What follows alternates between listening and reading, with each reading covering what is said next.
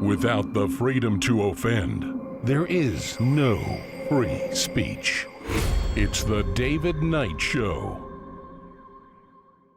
We have the LA Teachers Union putting out some demands about when schools can reopen and under what conditions. As Just the News points out, a major teachers union is claiming that the reopening of schools in its district cannot occur without several substantial policy provisions in place, including a moratorium on charter schools and defunding of the local police. As I pointed out in the last hour, they want money from both of these things. They want the money from charter schools, and they want all the money that's going to the police to go to them. Quite frankly, do you want these kind of people teaching your kids? President Trump was right in the great speech that was written for him at Mount Rushmore. He should pay attention to what he read, because it is the schools as institutions that are really at the core of what is destroying this country. You want to know where these mobs in the streets came from? These mob monsters were created by the government school system. The secular humanism, the socialism, the Marxism that these people are taught, and the ignorance that they're kept in, their inability to critically think and to have absolutely no facts with which to think about in the first place. This is what's responsible for the mobs, the self-loathing, suicidal white liberals that you see running up and down the streets. Nevertheless, the United Teachers Los Angeles, a 35,000-strong union in L.A., came out and they said, we got to keep the school campuses closed. We still want the money, but don't open up the schools. So they outlined a lot of provisions. Take the money from the police, give it to us. Take the money from the charter schools and give it to us. And look, I'm not a big supporter of charter schools, quite frankly, either. I support choice. I support freedom of education. But if you want to know where charter schools can go wrong, look at the excellent documentary by Mark Hall called Killing Ed. And you can see how giant corporations, as well as the Islamicist group, that's run by Fethullah Gulen, have milked this for hundreds of millions of dollars. Fethullah Gulen by himself, nearly $1 billion of money taken out of the system to teach what he wants to teach. Look, we have to stop institutional instruction, in my opinion, because it can be done by the government and these unions, or it can be done by crony capitalists, or it can be done by Islamicists. But we have to look at why we're actually doing this to our kids. So some of the other demands that they want to provide all students with masks, first of all, and other forms of protective equipment, just suit them up like the little kid going to school in Christmas Carol. Remember the little younger brother? He couldn't even move. He's all in a heavy jacket. So that's probably the way they're going to have everybody dressed, even in the middle of summer, even in LA. And then redesigning school layouts in order to facilitate social distancing. And everything is about the money, quite frankly, the money and the power. Reason has an op-ed: don't force the schools to reopen, but don't force families to pay for the closed schools either. There you go. He's got his protective equipment. That was that was for wintertime, but it's going to be much worse than that. And when he falls down, he won't be able to get up either. Anyway, millions of American families, writes Reason, have structured their employment and living situations around the school calendar. Why? Because if you are a single parent, or if you got a two-parent household that relies on two incomes, you have to have childcare. And that's basically why we have these school institutions. And maybe what we need to do at this point is maybe we need to rethink the economics here. And maybe we need to rethink our family priorities. Maybe we need to, instead of having just the nuclear family, husband, wife, or single parent, and kids, and just that individual entity, maybe we start to go back to thinking about extended families. Wouldn't that be interesting?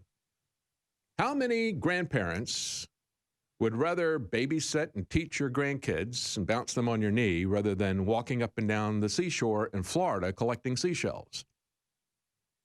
Maybe you could kill several different birds with those stones, huh? We'll be right back. Stay with us. Welcome back. I was just talking about the demands from the LA Teachers Union. 35,000 there, the Teachers Union.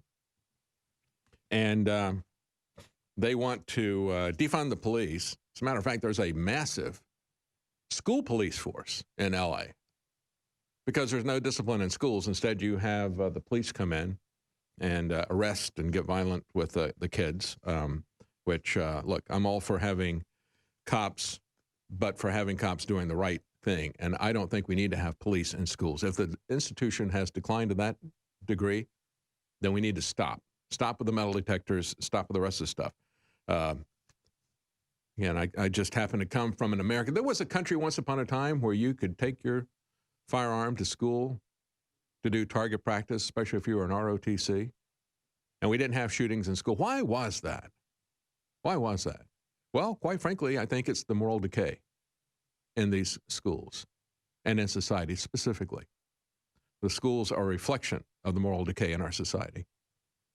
And the fact that we don't have an extended family, I mean, even, look, I understand it's a hardship for somebody if they truly are a single parent. They don't have what we have adopted in our country is what many people call the nuclear family. It's kind of atomized. No extended family. You don't have cousins and you don't have grandparents and so forth, uncles and aunts to help with any of this stuff.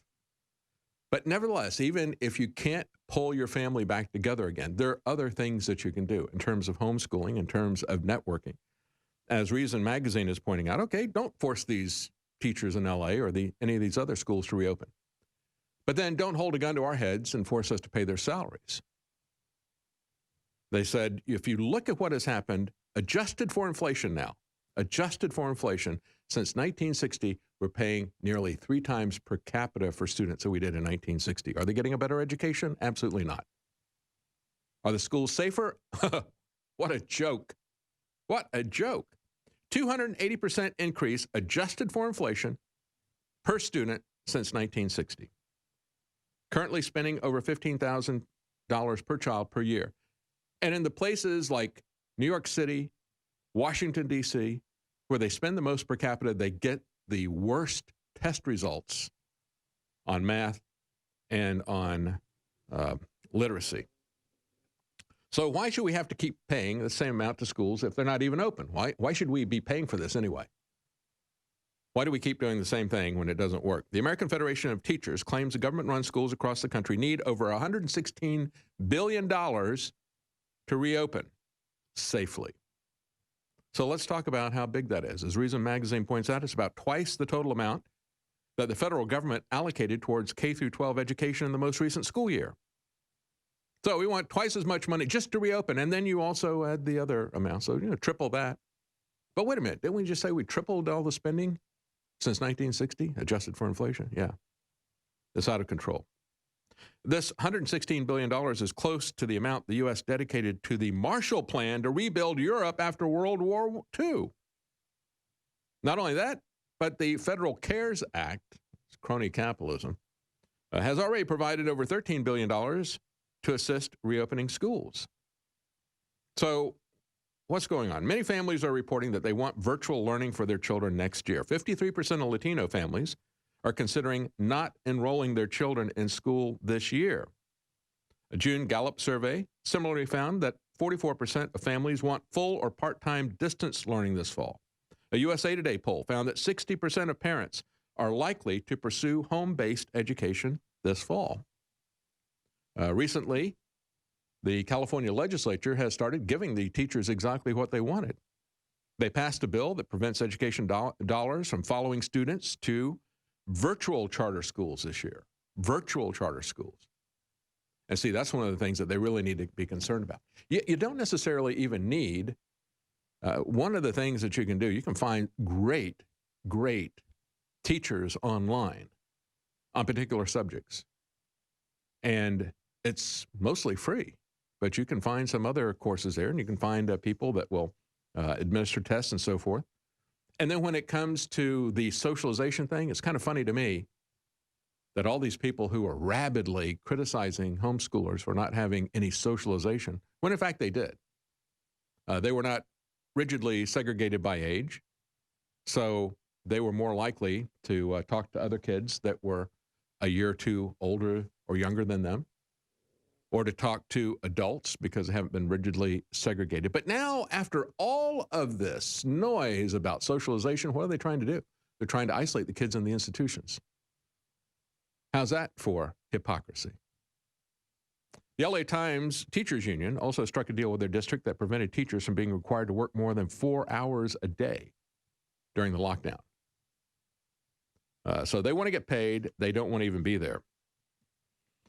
As they point out in Reason. So what is the issue here? If you look at places like Denmark and other European countries as they were opening up, they said, well, the first thing we've got to do is we've got to open up the schools, because we've got to open up the schools so that parents can go back to work because they don't have daycare.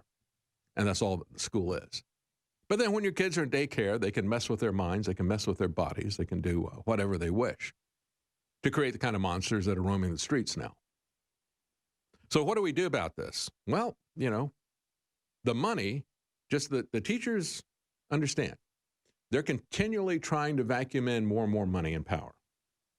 And we need to be taking that back. We need to say, quite frankly, and when I was in North Carolina, I was with the Libertarian Party. What we decided that we would do is we would put out a proposal, hoping that the Republicans would pick it up. Of course, they didn't. But we put out a proposal saying we'll give anybody tax credits if they provide scholarships to anyone for any reason. No strings attached. You know, if you are a Christian and you want to fund Christian education and you want to, you know, give, or if you're concerned about young black kids and you want to give them a leg up and you want to set up a scholarship thing or just make a contribution to an individual, you don't have to be related to them.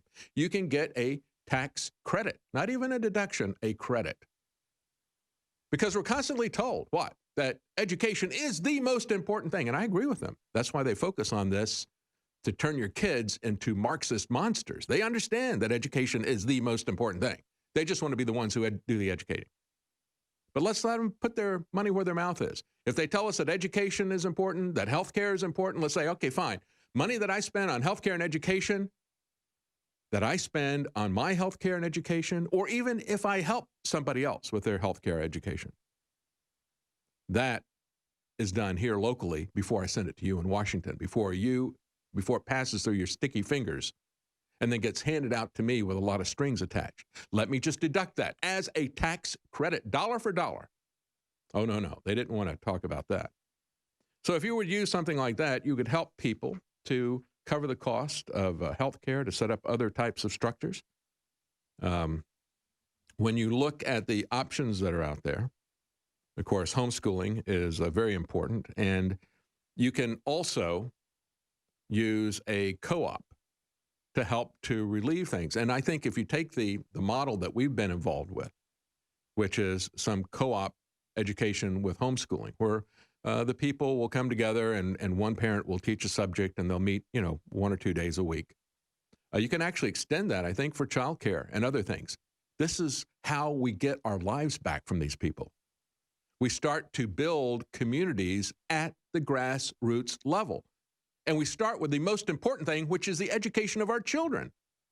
If we can't build a cooperative community to educate our children and to protect them from these predatory institutions and these people who want to destroy their minds and their spirits and their bodies, if we can't do that, we don't deserve freedom.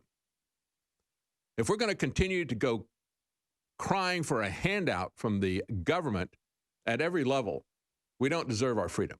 We can start to take this back, and this is one thing that could be positive coming out of this lockdown. We'll be right back. Stay with us.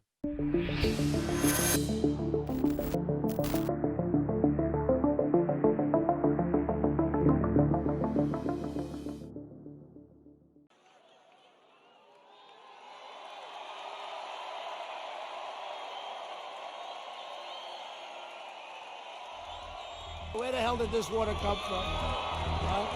Where did it come from? Infowarstore.com. We can't survive without pure, clean drinking water. So make sure that it's always available to you with the Alexa Pure water filtration system. This gravity-fed system filters through all the toxins and gets straight to clean, healthy, great-tasting water. Yummy in my tummy. Bring the purest, most refreshing water to your home by ordering the Alexa Pure Water Filtration System today from InfoWarsStore.com. InfoWarsStore.com. Other systems just don't compare.